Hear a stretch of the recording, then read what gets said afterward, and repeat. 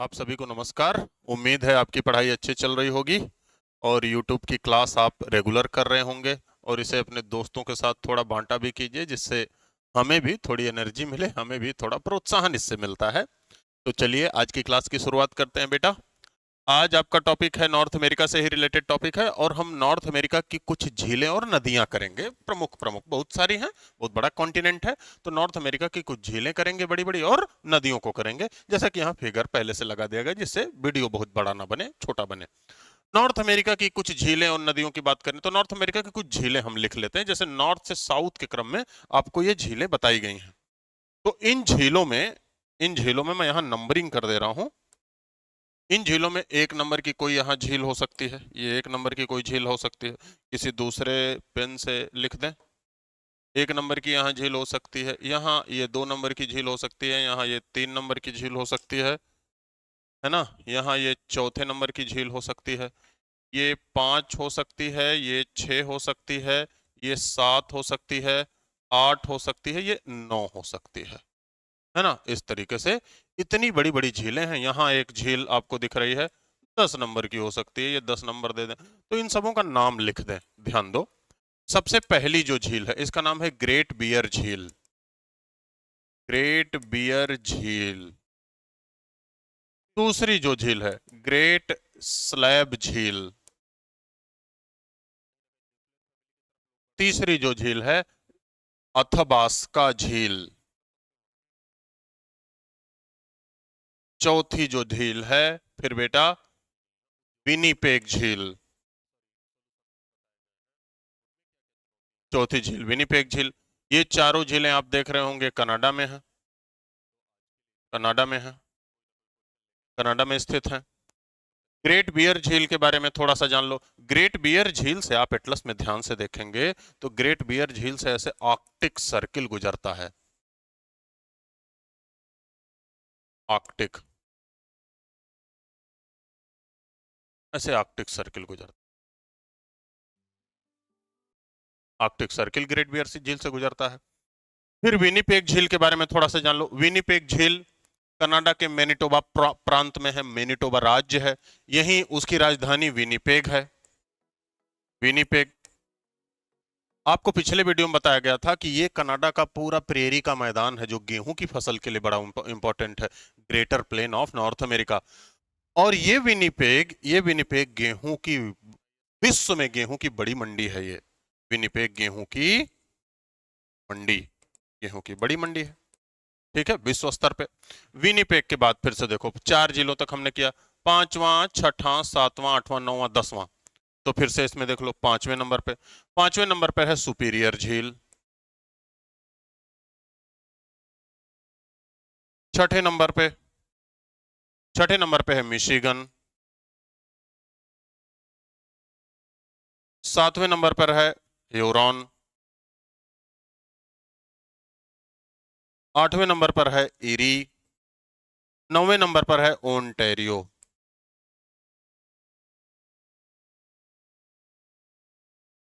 9वें number पे Ontario. इस छठे को छोड़ दिया जाए, इसको अगर जो छोड़ दिया जाए, ये केवल यूएसए में है। बाकी सारी झीलें यूएसए और कनाडा की बाउंड्री पर हैं। यूएसए और कनाडा की बाउंड्री पर हैं। फिर से देखो बेटा, इसमें थोड़ा ध्यान देना है। सुपीरियर झील के बारे में, सुपीरियर मिशिगन सिर्फ यूएसए में है, ह्यूरन, इरी और ओंटारियो इनके बारे में थोड़ा सा देख लो। सुपीरियर झील, फिर ह्यूरन झील, मिशिगन जो केवल यूएसए में है। क्षेत्रफल के हिसाब से भी है, सबसे बड़ा, उससे छोटा, उससे छोटा इरी, ओंटारियो।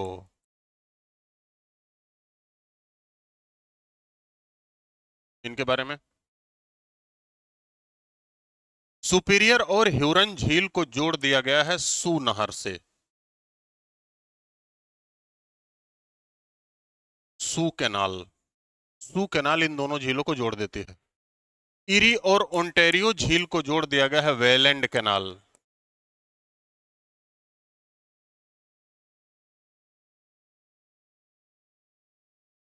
इसी इरी और ओंटारियो झील के बीच में न्यागरा फॉल है।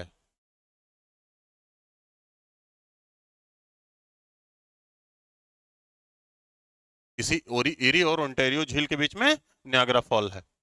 विश्व की सबसे बड़ी ताजे पानी की झील, largest fresh water lake of world,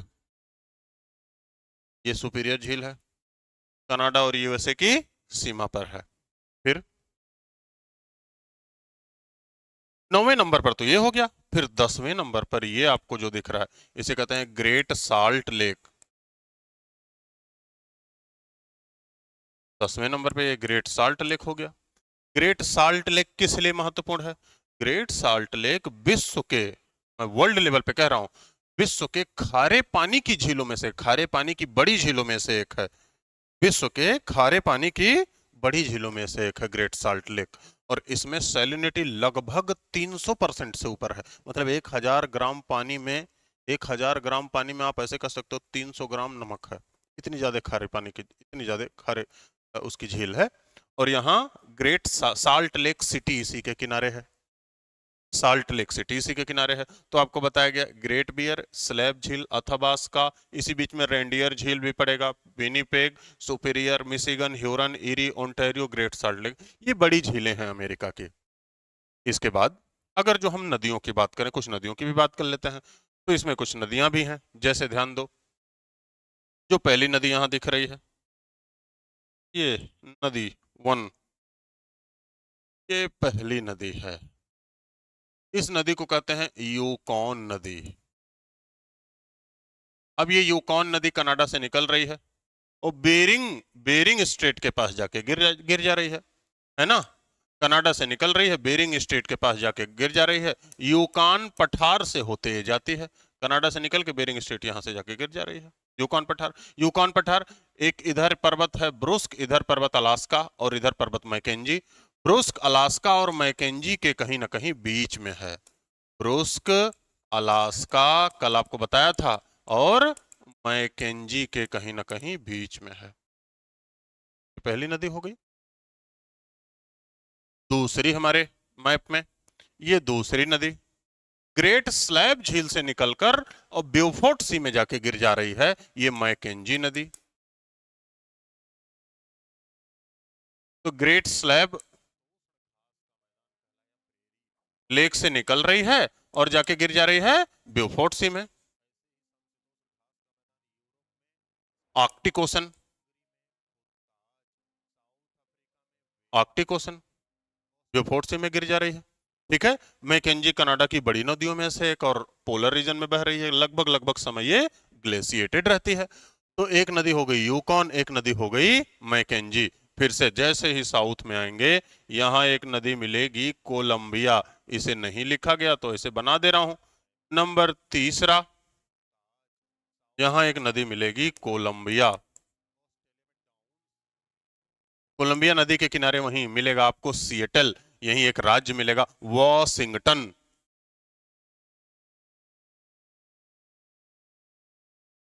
Washington राज्य है अमेरिका का, और वॉशिंगटन डीसी अमेरिका का, अमेरिका की राजधानी है। तो ये तीसरी नदी मिल गई। ठीक है, तीसरी नदी। फिर से आगे बढ़ जाते हैं, आगे फिर से ये चौथी नदी, और ये चौथी नदियों की ये सारी सहायक नदियां। चौथी नदी कौन सी नदी है? चौथी नदी अमेरिका की सबसे लंबी, मिसिसिपी।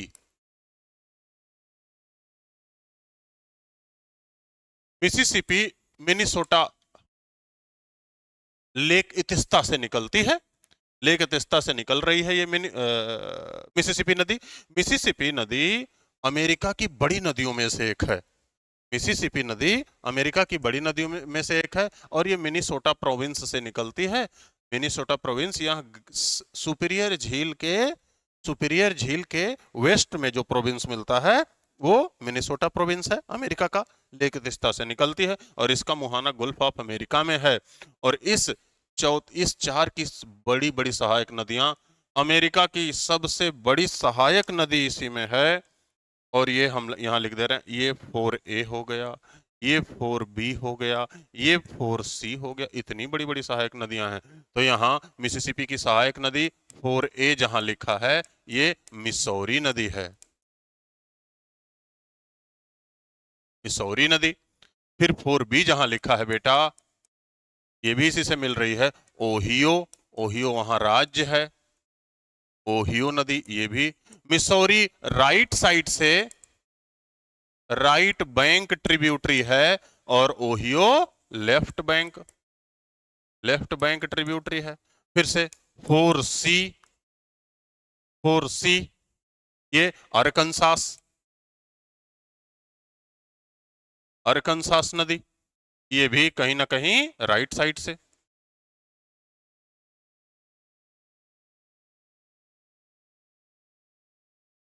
राइट बैंक ट्रिब्यूटरी है भी। तो Mississippi Missouri delta, Mississippi Missouri नदी का बेसिन पूरे अमेरिका में सबसे बड़ा है।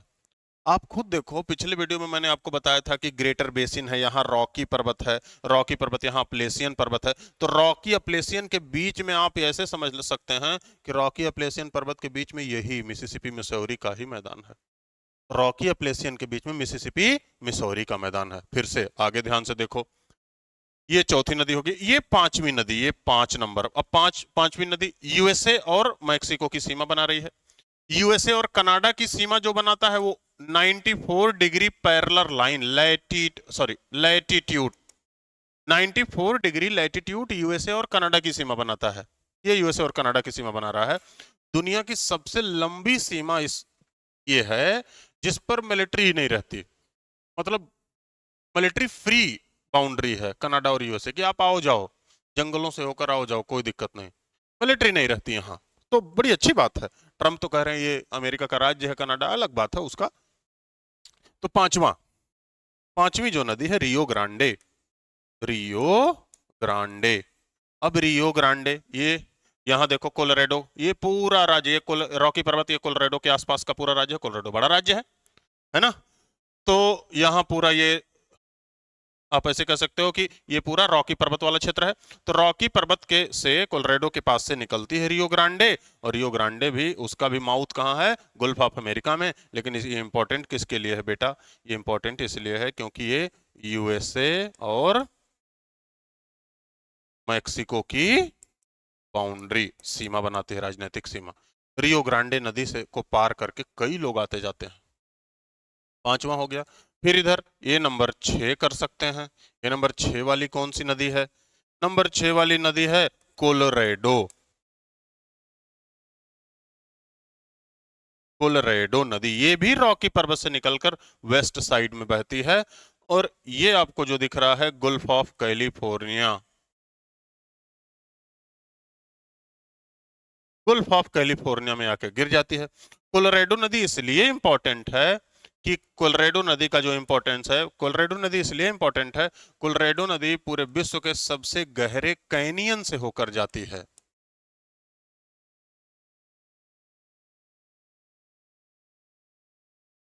सबसे गहरे कैनियन से होकर जाती है, अमेरिका के उताह राज्य में मिलता है बेटा, और इस कैनियन का नाम है ग्रांड कैनियन, ग्रांड कैनियन।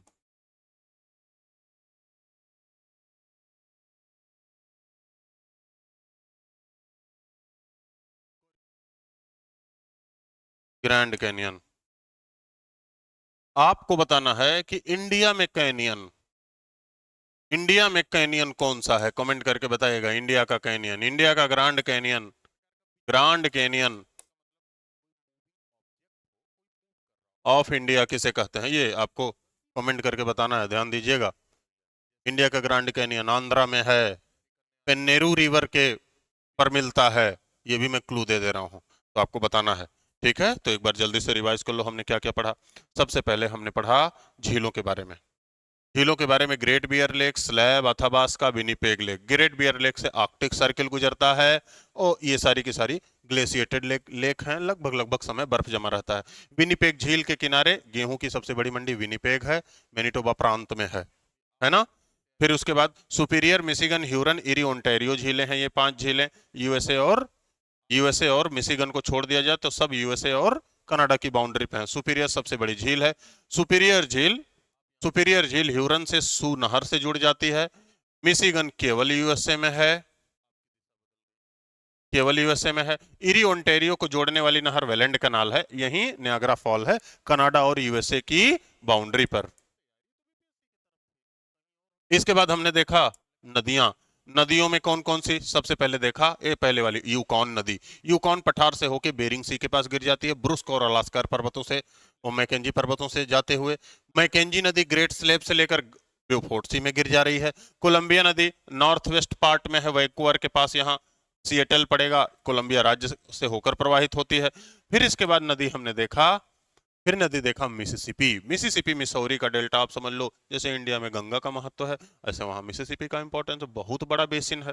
तो मिसिसिपी मिसिसिपी अमेरिका की सबसे बड़ी नदियों में से एक। लेक तिस्ता मिनीसोटा प्रोविंस से निकलती है, Gulf of America, Gulf of Mexico जिसे कहा जाता था, वहां गिर जा रही है। इसकी सबसे लंबी सहायक नदी राइट बैंक से मिसौरी नदी, दूसरी सहायक नदी लेफ्ट बैंक से ओहियो नदी, तीसरी सहायक नदी अरकानसास से। 3 बड़ी ट्रिब्यूटरीज हैं, बहुत छोटी मोटी नदियां लेकिन 3 बड़ी ट्रिब्यूटरीज हैं। ये मिसिसिपी मिसौरी जो नदी है बेटा, ये ठंडक के समय यहां से एक हवा चलती है ब्लिजार्ड, मैंने बताया था पिछला वीडियो, ध्यान से देखना। ब्लिजार्ड, नॉर्दर्न, ये जब हवा चलती है तो मिसिसिपी मिसौरी नदी को जमा देती है, पूरा बर्फ हो जाता है साउथ तक, अंदर पानी मूव करता है, ऊपर से बर्फ हो जाती है तो पूरी नदी। एक नदी मिली जो यूएसए और मैक्सिको की सीमा बनाती है, रियो ग्रांडे। एक नदी मिली कोलोराडो, जो रॉकी पर्वत से निकलकर गुल्फ ऑफ कैलिफोर्निया में गिर जाती है। और कोलोराडो नदी पर मैंने आपको बताया कि कोलोराडो नदी पर विश्व का सबसे गहरा कैनियन है, जिसे ग्रैंड कैनियन कहते हैं। ये कैनियन क्या होता है? एक ऐसा 2 पर्वतों के बीच आई टाइप शेप का स्ट्रक्चर, 2 पर्वतों के बीच ऐसे ये 2 पर्वत हैं और आई शेप का स्ट्रक्चर अगर जो मिले रनिंग वाटर में तो उसे कैनियन कहते हैं। और यही अगर जो वी टाइप का शेप मिले, अगर जो 2 पर्वतों के बीच से वी टाइप का शेप मिले तो उसे गॉर्ज कहते हैं, उसे गॉर्ज कहते हैं। तो गॉर्ज गॉर्ज में जब नदियां जाती हैं बेटा और इसे काट काट कर ये वी शेप को आई शेप में कन्वर्ट हो जा कर दें, नदियां नदियां इरोजन करके वी शेप को आई शेप में कन्वर्ट कर दें तो उसी को कैनियन कहते हैं, कैनियन। तो इसका मतलब कभी ना कभी ये जो सबसे गहरा कैनियन है कभी ना कभी गॉर्ज रहा होगा। गॉर्ज का एग्जाम्पल हमारे यहाँ मिलता है, इंडस वैली जाती है, इंडस रिवर जाती है, ब्रह्मपुत्र रिवर जाती है। सिंधु नदी जिस गॉर्ज से जाती है उसे कहते हैं बुंजी गॉर्ज।